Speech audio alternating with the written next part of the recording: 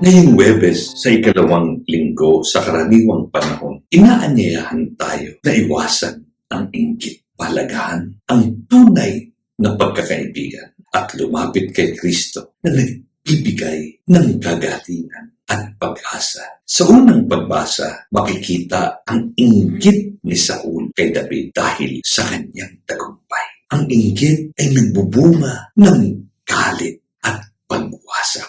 Inaanyayahan tayo na magpasalamat sa tagumpay at biyaya ng iba at makita ang kabutihan ng Diyos sa kanila. Sa kwento, si Jonathan na anak ni Saul ay naging tapat na kaibigan ni David. Sa gitna ng panganib, pinili niyang ipagtanggol si David. Prueba na ang tunay na kaibigan ay hindi lamang kasama sa kasiyahan, kundi handang magsakripisyo sa kapakanan ng minamahal. Sa mabuting balita, maraming tao ang lumapit kay Jesus upang magpagaling. Hanggang ngayon, siya pa rin ang ating kagalingan. Hindi lamang sa sakit ng katawan, kundi sa sugat ng puso at kaluluwa. Paanyaya sa atin ngayong araw na imbis na mainggit, magpasalamat.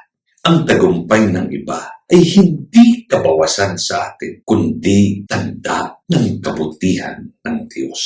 Nawa, tulad ni Jonathan, tayo'y maging tapat na kaibigan at tagapagtanggol ng kapwa. Sikapin nating hanapin ang kagalingan kay Jesus at hilingin ang tulong niya upang umiwas sa inggit, upang tayo'y maging saksi ng pag-ibig at awa ng Diyos sa tanan.